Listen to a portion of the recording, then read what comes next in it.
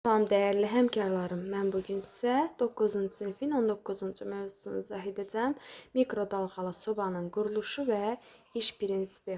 Gəlin əvvəlcə mikrodalğalı sobanın nə olduğu haqqında qısa bir məlumat verim. Bəlkə də çoxlarınızın evində var. Mikrodalğalı soba ərzaqların donunu bir neçə dəqiqə ərzində açmaq imkanına malikdir və mikrodalğalı sobada deməli yeməklərin donunu açmaqdan əlavə onları deməli yağsız və yaxud da minimum yağda bişirmə, qızdırma imkanına malikdir.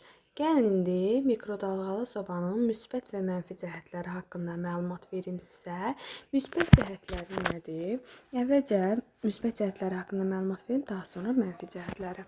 Müsbət cəhətləri yeməyin donunu açılmasında vaxt itkisinin olmamasıdır və yaxud da qızdırılmasında vaxt itkisinin olmamasıdır və minimum yağda deməli sağlam qidalanmaq üçün imkan yaradır. Yəni minimum yağda yeməkləri qızdırmaq və yaxud da bişirmə imkanına malikdir. Və bir də müsbət cəhətlərinin, ən əsas müsbət cəhətlərindən biri də odur ki, mikrodalğalı sobalarda açıq alov yoxdur. Yəni əllərimizin və yaxud da dəri səthimizin yanıqla təmas olmasına heç bir imkan yoxdur. İndi isə keçirik mənfi cəhətlərinə. Gəlin görək indi mənfi cəhətlər hansılardır? Mətbəxdə yer tutması və elektrik enerjisinin sərf edilməsidir. Yəni mikrodalğalı sobanın müsbət cəhətləri mənfi cəhətlərini üstələyir. Daha sonra indi isə keçək quruluşu haqqında məlumat verim sizə. Mikrodalğalı soba dəyərli müəllimlər, qida məhsullarının hazırlanması üçün elektrik cihazdır və bu cihazlarda da effektli desimetr diapazonlu elektromaqnit dalğalarının qida məhsulları təsir nəticəsində qida məhsulu qızır, isinir və digər adı da yıtışıdır. Mikrodalğalı sobanın yıtışı yüksək mikrodalğalı şüalanma deməkdir. Yəni yıtış T hərfi yoxdur yüksək mikrodalğalı şüalanmada. Ancaq yəni qısa adı, yəni yıtışı bu cür yadda saxlayın olduğu kimi yüksək mikrodalğalı şüalanma deməkdir. Məişətdə də istifadə olunan mikrodalğalı sobalarda deməli tezliyi 2450 MHz olan mikrodalğalı sobalardan istifadə olunur. Və mikrodalğalı sobanın quruluşu var burada. Deməli gördüyümüz metal kamera, baxın bu həmin bu metal kamera ilə təchiz olunub. Metal kameranın şüalanma çıxmaması üçün kiçik qapısı var və fırlanan stol var. Bax burada gördüyünüz bu boşqaba oxşayan bir şeydir. Bu fırlanan stoldur. Deməli qida məhsulunu biz həmin bu stola daxil edirik, üzərinə qoyuruq və kənardan gələn şüalar hamısı bir nöqtəyə yığışaraq, yəni bir nöqtəyə şüalanma verərək qida məhsullarının qızmasına səbəb olur. Bunun bütün hissələrini öyrənin. Düzdür, digər məişət deməli əşyalarında bu hissələr olmasa da bir dənə bu işıqlandırma lampası sizi çaşdıra bilər. İşıqlandırma lampası ütüdə də var. Deməli 14 hissədən ibarətdir. Fırlanan stoldur, kiçik qapıdır, maqnitrondur, transformatordur. Bunların özünün transformatoru olur içərisində. Həmin bu transformator deməli işığı daha güclü voltda mikrodalğalı sobaya daxil edir. Dalğa verən var, kondensator var, üzr istəyirəm. İdarə etmə paneli var, ötürücü var, deyəcəkli separator var, işıqlandırma lampası var, ventilyasiya dəlikləri var, kiçik qapı kilidi var və anten. Dalğa verən də qısa məsafələrdə elektromaqnit dalğanı ötürən bir borudur. Ötürücü də fırlanma hərəkətini bir yerdən digər yerə ötürən mexanizmdir. Biz bunu 7-ci sinifdə də keçmişdik. Daha sonra mikrodalğa sobada deməli 200 ml stəkandakı su 2-3 dəqiqəyə qaynama həddinə çatdırıla bilər. Yəni minimal gücü 700 1000 watt olan maqnitronlarda bu gücə malikdir. Daha sonra maqnitronu soyutmaq üçün, yəni maqnitron istilik verəndir. Maqnitronu soyutmaq üçün isə biz deməli hava üfürən sərinləşdirici var ki, bu fasiləsiz olaraq maqnitronu üfürür və qızmasına səbəb olmur. Daha sonra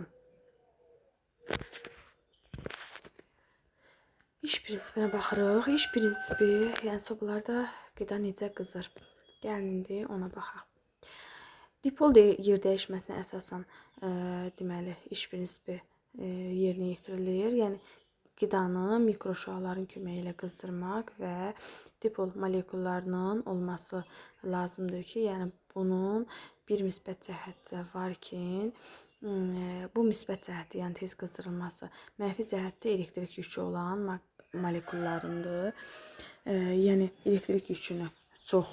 elektrik çox sərf edir, ancaq qidanı daha tez qızdırmaya malikdir. Qidada molekullar çoxdur. Yağdır, şəkərdir, sudur. Bunlar hamısı molekullardır. Yəni belə bir sual çıxa bilər qarşınıza. Qidada molekul olaraq nə götürülür? Yəni qidanın molekulu yağ, şəkər və sudur. Yəni tərkibində olan yağın, şəkərin, suyun nəticəsində qızmaya səbəb olur.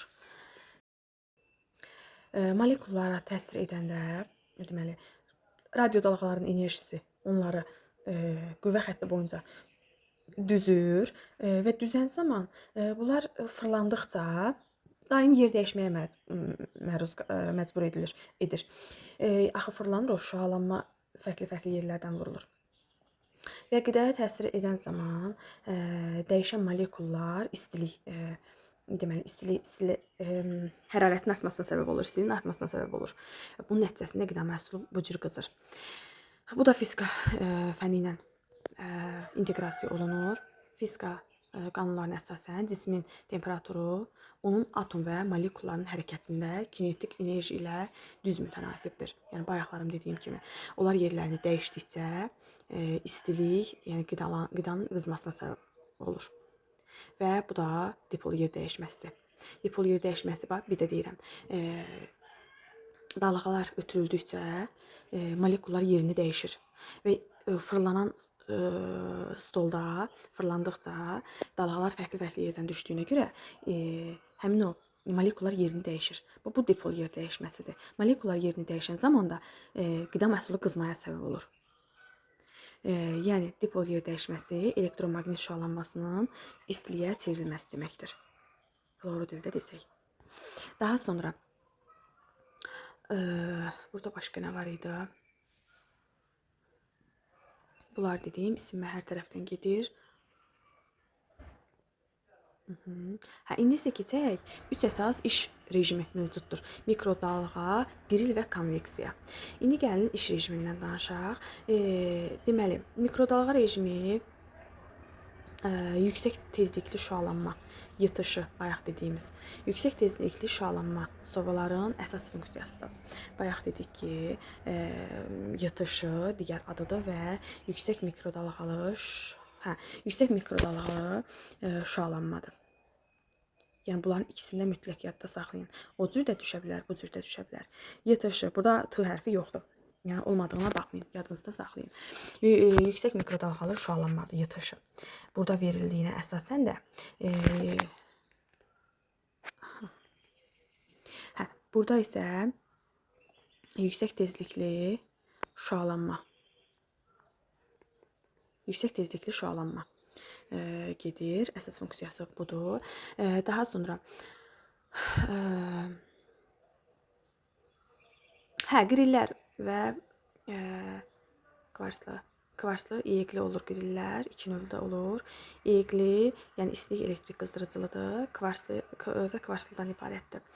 İqli Yəni istilik elektrik qızdırıcılı olanlar ucuzdur, yavaş qızır, təmizləmək asan deyil. Ancaq kvarslı olanlar iEGİ-lərdən, yəni istilik elektrik qızdırıcılarından fərqlidir. Bu kvarslıdır, bu iEGİ-dir. Bunlar gec qızır, yəni istilik elektrik qızdırıcılar. Gec qızır, təmizləmək asan deyil, ucuzdur. Ancaq kvarslı olan temperaturu tez yığır, az yer tutur və təmizləməsi də asan.